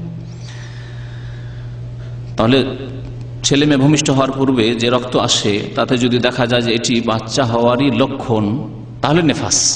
বাচ্চা হওয়ার লক্ষণ নাই, এখন 3 মাস 4 মাসের বাচ্চা, আর বাচ্চা নষ্ট হইল না, এমনিতে রক্ত আসছে, তাহলে সেটি নেফাস নয়, সেটাকে ইস্তেহাজায় ধরতে হবে, রোগের কারণে হতে পারে। কিন্তু অধিকাংশ ক্ষেত্রে বলছেন ওয়াল গালিব আন্না বিদায়াতাহু তাকুনু মাল ওয়ালাদা, সাধারণত নেফাসের রক্ত বাচ্চা ভূমিষ্ঠ হওয়ার সাথে সাথে আরম্ভ হয়, ব্যতিক্রম হইতে পারে তার আগে কারো কারো। ওয়াল মুতাবার ওয়ালাদাতু মা তাবায়ানা ফি খালকি ইনসান। আচ্ছা, নেফাস কোন রক্তকে বলবো? 1 মাস 2 মাসের গর্ভধারণ করেছিল আর তারপরে গর্ভে যে ধারণ করেছিল নষ্ট হয়ে গেল, বাচ্চা নষ্ট হয়ে গেল, রক্ত আসলো, এটাকে কি নেফাস ধরবো? ফুকাহা কেরামরা বলছেন না, ধরবো না। কমের পক্ষে মানুষের রূপ ধারণ করতে হবে। সেই বাচ্চা যদি মানুষের রূপ ধারণ করে নেয় আর তারপরে সে বাচ্চা নষ্ট হয় আর তার সাথে সাথে বাচ্চা নষ্ট হওয়ার সাথে সাথে রক্ত প্রবাহিত হয়, সেটা হচ্ছে নেফাস। কতদিনে রূপ ধারণ করে এ সম্পর্কে ফুকাহায়ে কেরামগণ বলেছেন যে ওয়াকাল্লু মুদ্দাতিন ইয়াতাবায়্যানু ফিহা খালকুল ইনসান, মানুষের সৃষ্টির রূপ, মাথা, হাত, পা ইত্যাদি অঙ্গ প্রত্যঙ্গ প্রাথমিক অবস্থায় যে হয় সেটা হওয়ার জন্য কমের পক্ষে 81 দিনের প্রয়োজন। যেদিন থেকে গর্ভধারণ করলো মহিলারা সেই দিন থেকে 81 দিনের প্রয়োজন, আর অধিকাংশ ক্ষেত্রে 90 দিন লাগে, 3 মাস, 3 × 90 দিন। ওয়াগলাবহা সালাসাত আশহুর, 3 মাস সাধারণত লাগে, আর খুব বেশি যদি খুব তাড়াতাড়ি হয়ে যায় 81 দিন কমপক্ষে। তাহলে 81 দিনের পরে যদি বাচ্চা নষ্ট হয়ে যায়, তার সাথে রক্ত প্রবাহিত হয়, তাহলে সেটা নেফাস। তার আগে 50 দিনে, 60 দিনে, 70 দিনে বাচ্চা নষ্ট হলো, রক্ত প্রবাহিত হলো, তাহলে সেটি ইস্তেহাজা গণ্য হবে, সেটা নেফাস বলে গণ্য হবে না, কারণ এখনো মানুষের রূপ, বাচ্চার রূপ ধারণ করেনি। ফায়জা সাকাতা মিনহা শাইউন ক্বাবলা হাযিহিল মুদ্দা, সুতরাং 81 দিনের আগে যদি বাচ্চা নষ্ট হয়ে যায়, ও হাসালা মাহু দামুর, রক্ত প্রবাহিত হয়, ফাইন্নাহা লা তুলতাফাতু ইলাইহি, এর কোনো ভ্রুক্ষেপ করার প্রয়োজন নেই। ওয়ালা তাদাউস সালাতা, নামাজও ছাড়বে না, রোজা থাকলে রোজাও ছাড়বে না, তার কারণ লিআন্নাহু দামুন ফাসিদুন ওয়া নাজিফুন, এটি রোগের কারণে, অসুস্থতা ব্যাধির কারণে রোগ, এই যে রক্ত। ফায়াকুনু হুকমুহু হুকমুল মুস্তাহাজা, এটি হচ্ছে ইস্তেহাজার রক্ত। নেফাসের সর্বনিম্ন কোন সময় নির্ধারিত নেই শরীয়তে, অর্থাৎ বাচ্চা ভূমিষ্ঠ হওয়ার পরে 3 দিন, 4 দিন, 5 দিন হইল, হওয়ার পরে রক্ত কোনো মহিলার বন্ধ হয়ে গেল, সেটা হইতে পারে। সর্বনিম্ন দিন নির্ধারিত শরীয়তে নেই, কিন্তু সর্ব ঊর্ধ্বে দিন নির্ধারিত রয়েছে। নবী করিম সাল্লাল্লাহু আলাইহি সাল্লামের বিভিন্ন হাদিসে সাহাবায়ে কেরামরা উল্লেখ করেছেন, তা হচ্ছে 40 দিন। এই সর্ব ঊর্ধ্বে দিন নির্ধারিত হওয়ার অর্থ হচ্ছে যে যদি কোনো মহিলার বাচ্চা ভূমিষ্ঠ হওয়ার পরে 40 দিন ধরে রক্ত আসতে থাকে, তাহলে সেটি হচ্ছে নেফাস। 40 দিন পরে যদি রক্ত আসতে থাকে, 41 দিন, 50 দিন হয়ে যাচ্ছে, রক্ত আসতে আছে, তাহলে 40 দিন পরে এটাকে ইস্তেহাজা গণ্য করা হবে। 40 দিন হলেই গোসল করে নেবে, আর তারপরে নামাজ পড়তে হবে, যতই রক্ত আসতে থাকে না কেন, সেটা নেফাস নাই। এখানে বেশ কিছু মহিলারা ভুল করে, সেটা হচ্ছে যে 20 দিন, 22 দিনে, অধিকাংশ মহিলাদের 20 দিনে, 25 দিনে, 30 দিনের মধ্যে রক্ত বন্ধ হয়ে যায়, তারপরে ওই 40 দিন মুখস্থ করে আছে। এই অজ্ঞতার কারণে 20 দিন থেকে শুরু করে 40 পর্যন্ত, এই 15 দিন, 20 দিনের নামাজ ছেড়ে দেয়। রোজা রাখতে পারবে, রমজান মাস হয়তো রোজা রাখে না, বিশেষ করে নামাজের বিষয় দিনে 5 বার করে নামাজ, এরা গুনাহগার হবে। এই মাসলা না জানার কারণে কবিরা গুনাহগার হবে এবং নামাজ ত্যাগকারী হবে। বলছেন যে ওয়াকসার মুদ্দাতিন নেফাস, নেফাসের সর্ব ঊর্ধ্বে সময় সীমা হচ্ছে ফিল গালিব, অধিকাংশ ক্ষেত্রে 40 ইয়ামান, 40 দিন। উম্মে সালামা রাদিয়াল্লাহু তাআলা আনহা এই ক্ষেত্রে হাদিস বর্ণনা করেছেন, কানাতিন নফাসা ওয়া তাজলিসু আলা আহদি রাসূলিল্লাহ সাল্লাল্লাহু আলাইহি ওয়াসাল্লাম 40 ইয়ামান, তিরমিজির হাদিস, হাদিসটি সহিহ। নেফাস ওয়ালি মহিলারা রাসূলুল্লাহ সাল্লাল্লাহু আলাইহি ওয়াসাল্লামের জামানায় 40 দিন অবস্থান করত নেফাসের অবস্থায়, তারপরে তারা তাহারাত হাসিল করে নামাজ পড়তো। এর ওপর উলামায়ে কেরামদের ইজমা রয়েছে, কোনো ইখতিলাফ নেই। হানাফি, শাফিঈ, মালিকি, হাম্বলি এই কোনো ইখতিলাফ এই ক্ষেত্রে নেই, সর্ব ঊর্ধ্বে যে তার সীমা রয়েছে এই ক্ষেত্রে। ওয়া মাতা তাহরাত ক্বাবলা আল 40 বিআন ইনকাতা আনহা খুরুজুদ্দাম ফাইন্নাহা তাগতাসিলু ওয়া তুসাল্লি, যদি 40 দিনের আগে যে কোনো সময় রক্ত বন্ধ হয়ে যায় তাহলে গোসল করবে এবং নামাজ শুরু করে দিবে, সর্বনিম্নের কোনো সময়সীমা নির্ধারিত নেই। ওয়াইজা তাম্মাতিল 40 ওয়া লাম ইয়ানকাতা খুরুজুদ্দাম ফাইন সাদাফা আদাতা হাইজিহা ফাহুয়া হাইজুন।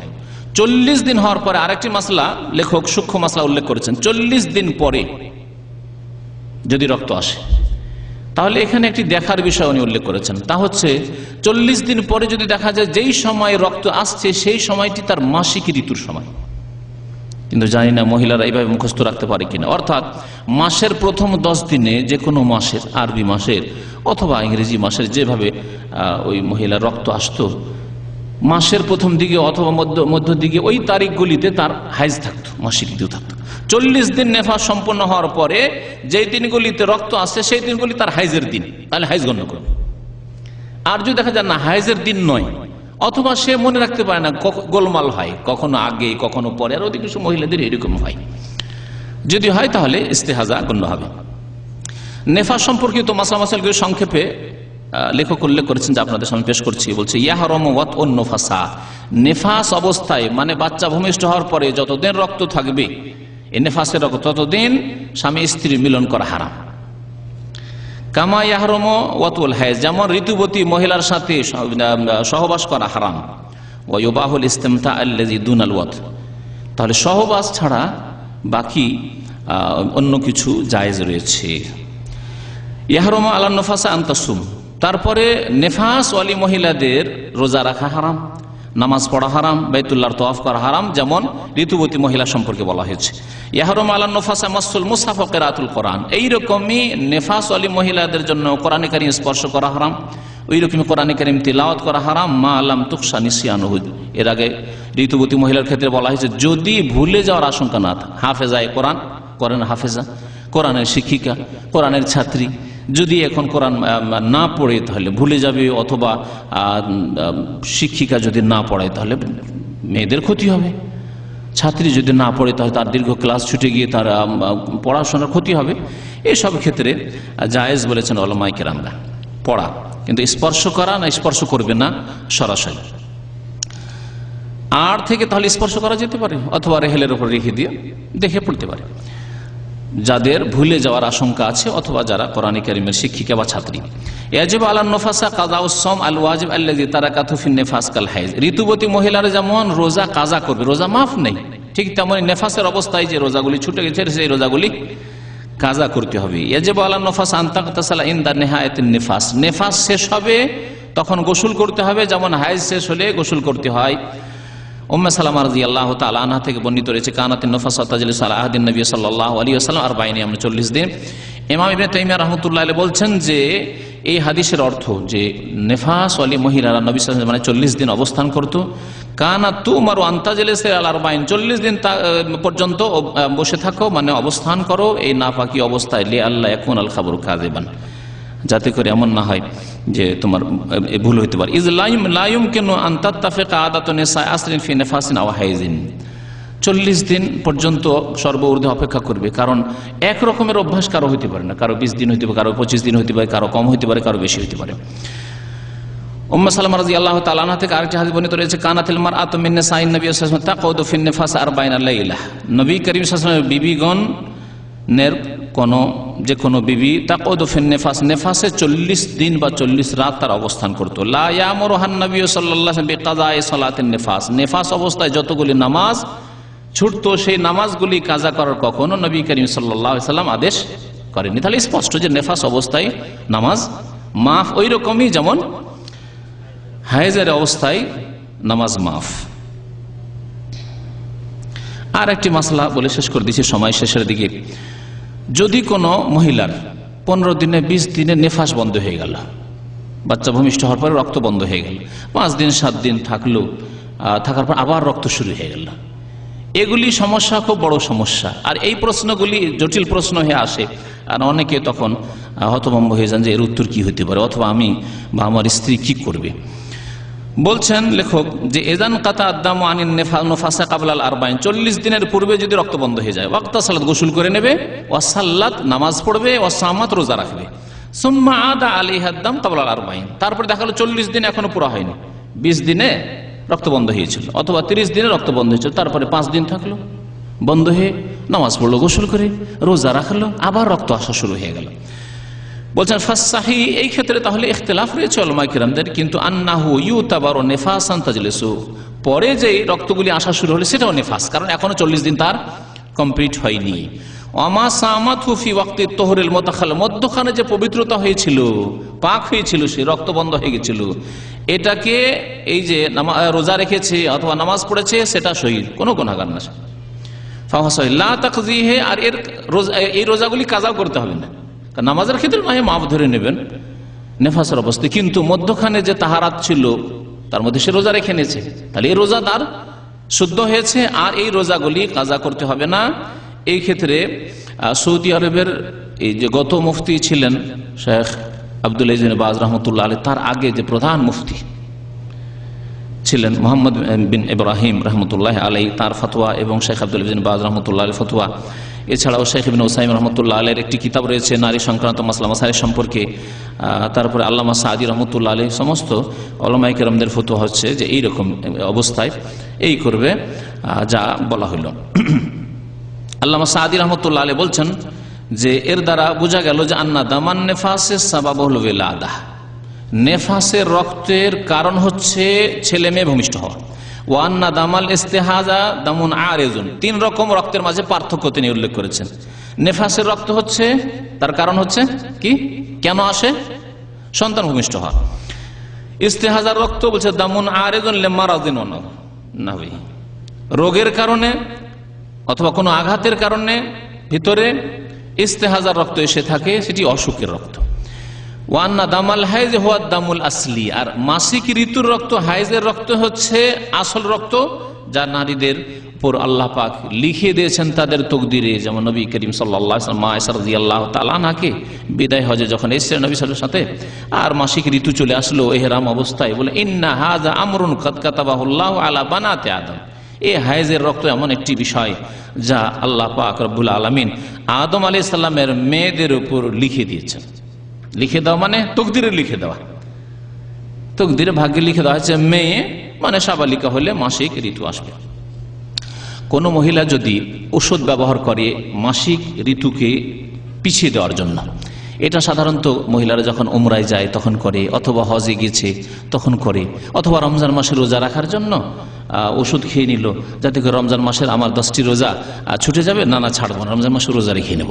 অনেকেই করে, আর এই প্রশ্ন অনেকেই করে। এই মশলাটি এখানে লেখক উল্লেখ করেছেন, লা বাসা আনতাতানা ওয়ালাল মারআতু মা ইয়ামনাউ আনহা নুজুল হাইজ, মাসিক ঋতু বন্ধ করার জন্য বা স্থগিত রাখার জন্য, বিলম্ব করে দেওয়ার জন্য, পিছিয়ে দেওয়ার জন্য কেউ যদি ওষুধ খায় তাহলে জায়েজ রয়েছে, তবে ভালো বিশেষজ্ঞকে জিজ্ঞাসা করে নেবেন, এর সাইড এফেক্ট যেন না থাকে, বেশি ক্ষতি যেন না থাকে। আমি জিজ্ঞাসা করেছি ভালো ডাক্তারকে, তারা বলতে চাইছে যে এতে তেমন বড় ধরনের কোনো ক্ষতি নেই। সুতরাং এইরকম যদি হয়, লায়াদুর বেশি এজাকা না যা লেখা লায়াদুর বেশি হাতে হাসে, যেন লেখক বলছেন যদি তার স্বাস্থ্যের জন্য এটি ক্ষতিকর না হয় তাহলে করবে। কারণ আল্লাহ পাক রব্বুল আলামিন স্বাস্থ্যের ক্ষতি করে এমন কিছুকে নিষেধ করেছেন। বিড়ি সিগারেট এই জন্যই হারাম, মাদক দ্রব্য এই জন্যই হারাম, এই শুকুরের গোশত এই জন্যই হারাম, কুকুরের গোশত এই জন্য হারাম, নোংরা বস্তু খাবাইস এই জন্যই হারাম, যে এগুলি শরীর স্বাস্থ্যের জন্য ক্ষতিকর। এছাড়া আরো ক্ষতি রয়েছে, দিনই দুনিয়াবি ইহকালের পরকালের সব রকম ক্ষতি রয়েছে। তাহলে ওষুধ ব্যবহার করা যায়। ফায়জা তানাওয়ালাতহু আমতানাল হায়জ আনহা, যদি কেউ ওষুধ ব্যবহার করে কোনো মহিলা আর হায়জ যদি বন্ধ থাকে, ফাইন্নাহা তাসুমু ওয়া তুসাল্লি ওয়া তাতুফ, তাহলে রোজাও রাখতে পারবে রমজান মাসে হায়জ বন্ধ রেখে, বিলম্ব করে নামাজও পড়তে পারবে, তাওয়াফও করতে পারবে, হজ উমরাও সারতে পারবে, আর এগুলি শুদ্ধ হবে।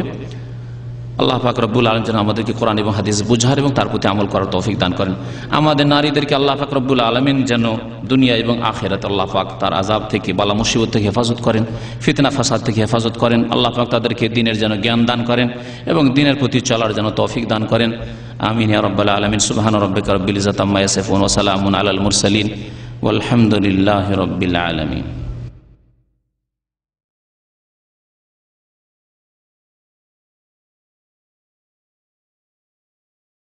একটি প্রশ্ন এসছে যে সাদা স্রাব হওয়ার কারণে শরীর দুর্বল অথবা অসুস্থ হয়ে যায়, এই জন্য ডাক্তারি চিকিৎসা নেওয়া যাবে কিনা? হ্যাঁ, অবশ্যই নেওয়া যাবে। সাদা স্রাব রোগ, আর সেটা যদি বেশি হয় তো আরো বেশি রোগ, সুতরাং এই ক্ষেত্রে অবশ্যই চিকিৎসা করা যাবে। নবী সাল্লাল্লাহু আলাইহি ওয়াসাল্লাম তাদাউ ইয়া ইবাদাল্লাহ, হে আল্লাহর বান্দারা তোমরা চিকিৎসা করো, এলাজ করো। ফাইনাল্লাহ লা ইউনজিল দাআন ইল্লা আনজালা লাহু শিফাআন, কারণ আল্লাহ পাক যে কোনো বিমারি নাযিল করেছেন, ব্যাধি নাযিল করেছেন, তার শিফা মানে আল্লাহ পাক চিকিৎসাও নাযিল করেছেন।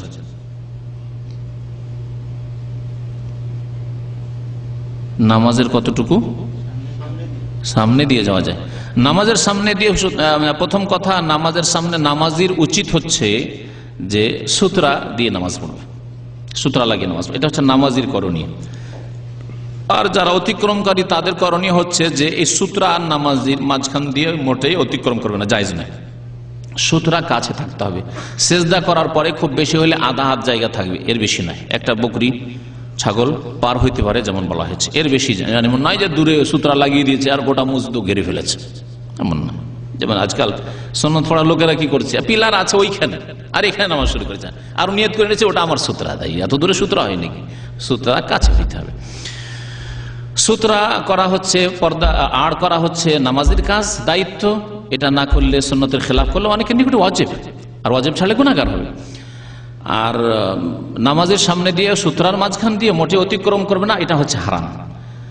আর সেজদার বাইরে দূর থেকে যত দূর সে সুতরা দেওয়া তার উচিত ছিল তার বাইরে দূর দিয়ে যদি আবশ্যক হয় তাহলে অতিক্রম করবে, আর কোনো রাস্তা নেই। কিন্তু রাস্তা আছে তাহলে নামাজের সামনে দিয়ে অতিক্রম করবে না, যদিও দূর হোক না কেন। রাস্তা যদি সাইড দিয়ে থাকে তো অনার্থক আপনি এমন কাজ যেটা আপনার জন্য একেবারে জরুরি হয়ে যায়নি, এমার্জেন্সি হয়ে যায়নি, যে জরুরি আপনার পেশাব পায়খানার চাপ সৃষ্টি হচ্ছে অথবা আপনার কোনো জরুরি এমার্জেন্সি তাড়াতাড়ি আপনাকে যেতে এমন জরুরি নয়, তাহলে এই বেয়াদবি নামাজের সাথে বা নামাজের সাথে করবেন না, যে বেয়াদবি করতে অনেক লোককে এখানে দেখা যায়। আল্লাহ পাক এদের হেদায়েত দান করুন। না না, মোবাইল নাই। সূত্রা সম্পর্কে বলা হয়েছে নবী সাল্লাল্লাহু আলাইহি হাদিসে যে কামু আখিরাতির রাহলে, উটের পিছনে একটা কাঠ থাকে, উটের পিঠের ওপর একটা যে গদি থাকে, গদির পিছনে একটা কাঠ থাকে ভর দেওয়ার জন্য। সে কাঠটা দেখেছেন, সেটা আধা হাত থেকে একটু বেশি, আধা হাত বা পৌন হাত থাকে। তাহলে কমের পক্ষে আধা হাতের বেশি হইতে হবে, আধা হাতের বেশি হইতে হবে সুতরা, আধা হাতের নিচে সুতরা হবে না। শরীয়তে টুপি পরার বিধান, টুপি হচ্ছে ইসলামী সাজ যেটা শুনে আছে, কিন্তু টুপি নামাজের সাথে খাস এমন কিছু নাই, অথবা টুপি লাগাইতে হবে এমন কিছু নাই। আল্লাহ পাক রব্বুল ভালো লেবাস পড়তে বলেছেন, যেই সমাজে টুপি ভালো লেবাস তাদেরকে বলবো যে টুপি লাগান, টুপিতে সম্মান আছে। আমাদের বাঙালি সমাজে ভারত পাকিস্তান বাংলাদেশে টুপিতে মান সম্মান আছে, এমনকি টুপি পরে থাকলে হিন্দু সম্মান করে। এই সফরে বিভিন্ন এয়ারপোর্টে টুপিতে দেখলাম যে টুপিতে সম্মান আছে, সত্যি।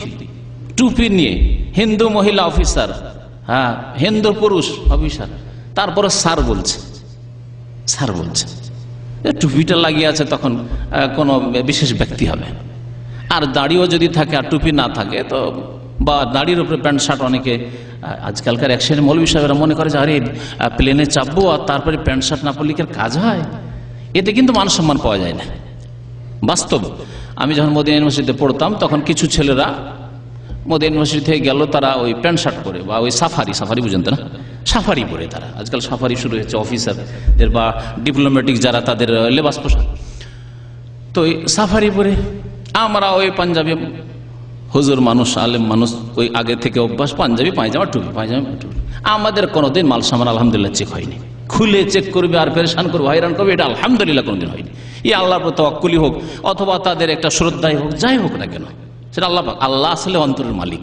আল্লাহ আমার আপনার অন্তরে যেমন মালিক, আল্লাহ কাফেরের অন্তরের মালিক। আল্লাহ হিন্দু খ্রিস্টান ইহুদির অন্তরের মালিক, অন্তরকে ফিরিতে পারে। লোকটা তো ভদ্ররই, আর লোকটা তো শরীফ লাগছে, একে কেন পেরেশান করবো, ঠিক না? মুকাল্লিবাল কুলুব, নবী সাল্লাল্লাহু আলাইহি ওয়াসাল্লামের দোয়া, ইয়া মুকাল্লিবাল কুলুব, অন্তরকে পরিবর্তনকারী আল্লাহ পাক রব্বুল আলামিন। অন্তর আল্লাহ দিয়ে দিলে যে এই লোকটি তো একটু মডার্ন লাগছে রে, দাড়িটা থাকলে কি হবে, তো মাথায় টুপি নাই, তারপরে এতে প্যান্ট শার্ট, বাবুতে দেখি চেক করে দেখলাম যে ওদেরই চেক করে বেশি।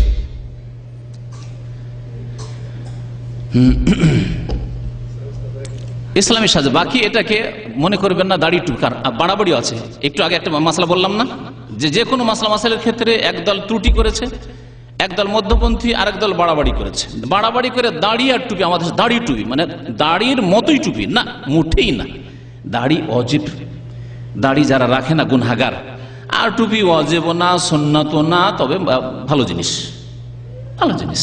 টুপি রাখলে মান সম্মান রয়েছে, টুপি যেই পরিবেশে রয়েছে সেই পরিবেশে টুপি রাখুন, টুপির ইজ্জত রয়েছে, আপনার কথার তাসির হবে। আপনি যদি টুপি না লাগান, আমি এই সফরে গিয়ে এক ছেলে ভালো এলেম রাখে, তারপরে এসছে সাফারি পরে, মাথায় টুপি নেই। তো আমি বললাম যে বাবা, এই সমাজে গ্রামে অন্তত, আরে ট্রেনে বাসে বাইরে ঘুরছো সেটা আলাদা কথা, কিন্তু এই যে গ্রামে তুমি সাফারি পরে আর মাথায় টুপি নেই, তোমার কথার তাসির হবে না লোকের ওপর। কথা সত্য নয়? আপনি আপনার গ্রামে যদি মাথায় টুপি নেই আর প্যান্ট শার্ট পরে আছেন, ভালো কথা বলেন, আমাদের সমাজ কবুল করতে চাইবে না। কেরালা সমাজ কবুল করবে, শ্রীলঙ্কা যান কবুল, অসুবিধা নেই, সেখানে বড় বড় বক্তা আর প্যান্ট শার্ট পরে টাই টুই লাগিয়ে চলছে, কিন্তু আমাদের সমাজ চলবে না। তাহলে হাদিসুন নাস আলা কাদরি উকুলিহিম, একটি হাদিস রয়েছে যে মানুষ যেমন বুঝে তেমন তার সাথে আদান প্রদান করো, আচরণ করো। মানুষ আমাদের সমাজে বুঝে যে পাঞ্জাবি টুপি এটা হচ্ছে ইসলামী সাজ, সুতরাং ওই রকম থাকেন আপনি যদি ইসলামের কথা মানুষকে বলতে হয়, যাতে আপনার কথা দিয়ে জাতির উপকার হয়। আর আমার একটা প্যান্ট শার্ট পরার জন্য, কোনো এক সময় টুপি খুলে নেওয়ার জন্য যে আমার কথাই মানুষ কবুল না করে, তাহলে আমি ক্ষতি করলাম, আর ইসলামের ক্ষতি করলাম। সুতরাং অবস্থা দেখে আপনি বিশেষ করে এইসব ক্ষেত্রে আপনি আপনার কাজ করবেন। যদিও টুপি আর দাড়িতে আসমান জমিন পার্থক্য, দাড়ি রাখা ওয়াজিব, দাড়ি যে রাখে না গুনাহগার, এবং দাড়ি হচ্ছে ইসলামের লক্ষণ, আর টুপি ইসলামের আলামত নয়। যেই টুপি আমাদের দেশে চলে তার মধ্যে একটা টুপি হচ্ছে গান্ধী টুপি, জানেন? দেওবন্দেও গান্ধী টুপি পরা হয়। আমরা ছোটকালে ছাত্র জীবন অনেক পড়েছি, এই গোল টুপি না, তখন ওই টুপি পরতাম। সেই টুপি সুন্দর লাগতো এককালে, জানি না এখন সুন্দরই লাগবে না, হয়তো কারণ অভ্যাসে ছুটে গেছে। সেই টুপি আসলে তার নামই হচ্ছে গান্ধী টুপি, মানে ওই গান্ধী পরতো, যাকে বলা হচ্ছে মহাত্মা গান্ধী, সেই গান্ধীজির টুপি এটা। তাহলে কোথায় ইসলামী টুপি? নেহরু পড়তো না? নেহরু ছবি যারা দেখেছে, নেহরু সবসময় টুপি পড়তো, ওই টুপি, লম্বা টুপি, কোচা কোচা দেওয়া আছে, লম্বা টুপি। তাহলে টুপি মানে ইসলামী সাজ। কিস্তি টুপি না, কিস্তি টুপি আলাদা। কিস্তি টুপির লম্বার মধ্যে কিস্তি আছে, ওটা হচ্ছে ওই নৌকার মতো, সেজন্য কিস্তি টুপি। আর আরেকটা হচ্ছে গান্ধী টুপি, যেটা না দেখলে হয়তো যারা দেখেননি বুঝতে পারবেন না। হ্যাঁ, বুঝতে পেরেছেন? আচ্ছা, ঠিক আছে। সাল্লাল্লাহু আলা নবিয়িনা মুহাম্মদ ওয়া আলা আলিহি ওয়া সাহবিহি আজমাইন।